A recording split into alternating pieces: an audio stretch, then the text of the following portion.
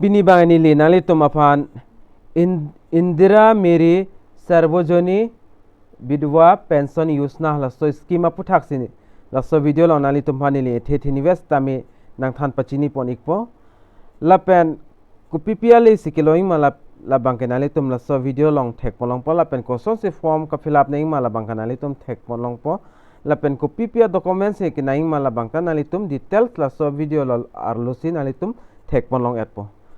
lapen aprangsi kaduka ve fanta nilihin pen KARDOM lapen nilimen ki kaduka ve da chini iglo lapen non kilang bom labang so channel long jong si akimilang pulde kaduka ve fanta tuning ri iglo nalitum subscribe kripin pen nalitum dam igrinon lapen net bell arjan dui da kanalitum berpon igdanon lalo pulde monon pinili kaprek information le nang one piece taminalitum kilong da prang ya pan mate kilang long da prang ya pan tang de padar de pinwen video arlo chithan pononang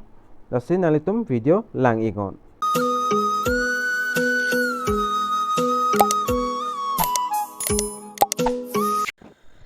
lapen klardak pendakalam chithan pononang la so scheme APHUTHAK nalitum latak thek ponloi. Under this scheme, government will issue the financial aid of rest 25,000 one time settlement as the immediately family assesses the window woman in state. Window woman up to the age 45 can benefit the lump sum amount. Mane dagi tok ponlo lahelo scheme la scheme bang ke lahi mi pi atuma phan sitame hemipi pustame arta bangke 40 kalde 45 years an donang po jongsi ahem asor jongsi chiwai jui pulte laki immediately mane dak 25,000 an da case long po la pende da fit mo 60 years an pleng lo pule dak achiklo jon wang dak pension 250 bangke long pon verpo jola hello la pendak pinang an dak toklo na le tum dak thek long po la pen application for Windom pension scheme pulo dak toklo lapen article ban alitum dak thek polong po panchayat and rural department ba panchayat and rural development no lapen beneficiary ba state resident lo lapen lason thak sidak nalitum penangan dak details bang dak do iglo lapen aku dak kachini thunai bang kala hello eligibility ka apply din loi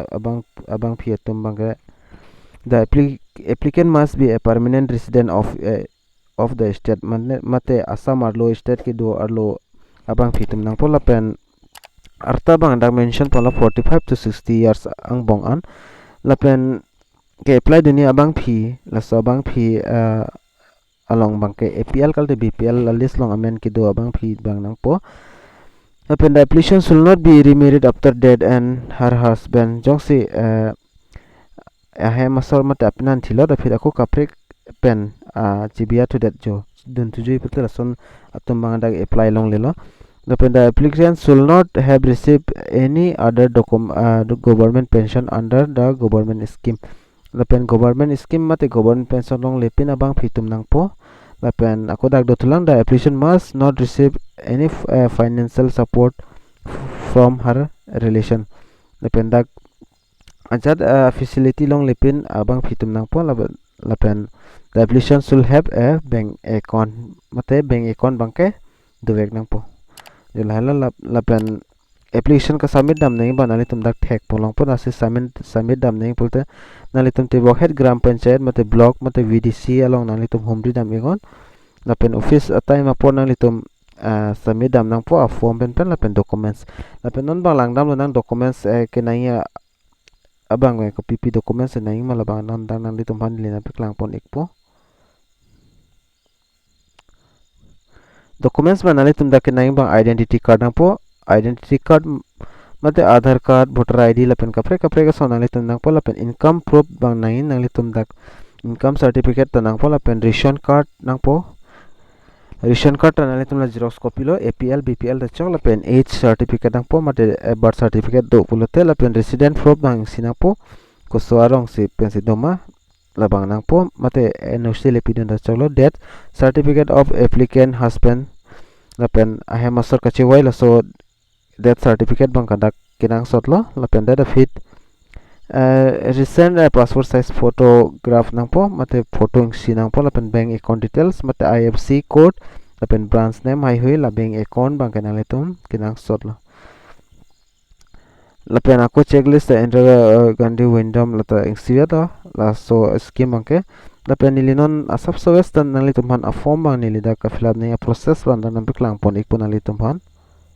lapen nali tum da klardak pen dak thek pon la form bang la hello Indira Miri Sarbojanin bin Vidhwa pension use Achoni pula laban nali tum dak thek pon lang pola pen asamis pen pore thek thek abang pho abang phitem dak pen lang pon ingo nali tum por pore pon ingo lapen English pen ta dak toklo pen an dak toklo nali tum dak thek pon lai lason thak thak si ladak ta copy ni kitok lo bang nili asamis bang la an thek theda ta masin nili dak kitok bang nili nam piklang pon pedet po mate nang than pon ik edit po lapen la aber bang nali tum dak thek pon lang po application form bang la hela dak bang English pen chijudun priya masin nili dak nang than po subso thi hek pen sta me las nali tum phan chuning rilo video bang subso ta skip igrino lapen afrang si kuma bang phi bang si prai din mala somen dak lapen kachiwai tang ahem asor mate husband amen bandak tok ponang po lapen applicant date of birth dak nali tum tok pon inang po lapen arta tok pon inang po koma bang phi amen ben se apply mana so arta lapen date of birth bang tok nang po dak pen category nali tum OBC ma ST ma mate SC ma labang kanali tum dak pen mention po ponang po mate fill up dunang po lapen dak kisung bang la an ka fill up nei bang thang ave thang ta ve lapen district nali tum chini lo kadu ka veta ko so district pen manali tum belong la so district amen dak tok dun inang po depended la block thek lang block to nalitum togdun ignang po lapen takpen chongwai pon ego nalitum panchayat ma mate VCDC ma lai mate town committee lapen municipal corporation lai nalitum takpen tok pon ignang po chongwai pon ignang po koson sinon nalitum area long kasuli mala so amen bang tok pon ignang po lapen da phi nalitum dak thek pon loi village semen tok ponang pojong se ward number nalitum do pulte ward number chipi dunon lapen house number bang ke dak pinang po house number bang analitum la voter list long stamin analitum tithek long po lapen dak bange la bang important hoilo dak bang analitum bank details ban analitum fill up nang po bank amount tok nang po lapen branch ko sodima nang litum dak pen tok inang po lapen IFSC code bang analitum dak pen fill up nang po lapen ako dak account number tok nang po account number tok det pen finalitum applicant amen la bank account nong koson magido la so amen dak tok inang po dak tok that benefit nalitum identity card any one of the following jatta melon nalitum dak pen select pon ingo p document siki pidonima pan card dopulte pan card number dak tok ingo jong se voter ID pen pulte nalitum voter ID number dak tok ingo aadhar card dopulte aadhar card number nalitum dak pen tok ingna pola son thak thak se ration card a number ration card jong se dopulte ration card number ta pinang po driving license pulte driving license pinang po lapen job card number job card dopulte job card number dak tok don iknang po lapen ki jotsi bang analitum la mobile number bang ki pidon kenang shorla mobile number pidet pen afit ladak bang kenalitum a signature mate amen bang dak jetok dun igdang po jang signature pitek the pelen nalitum la ari pen stame dak ber iglote chok ekpo lapen da afit dak eligibility cretin bang dak tok pon eglo koma ma abang fitim sikiloi ma labang nalitum dak pen lang pon igdenon amuta nilinang thando la se form bang la ansung se ka fill up bang la sinalitum form fill up la te bokhet te la nalitum a blog along stame arju dam igon la pen panchayat gram panchayat long stame nalitum dam pen humri dam igon kalte VCDC of long dam pen nalitum dakta birta endam ikme la pen da finalitum jong si la son scheme non ta do pelote nalitum la form bang fill up pen thondam igo jola hello a process bang lasi pinia video long mang ansing ton jogjedet pola pen nalitum laso video kilang pen subso stami chini ik pomate thek ik pop sining thelo la pen son information mate kaprek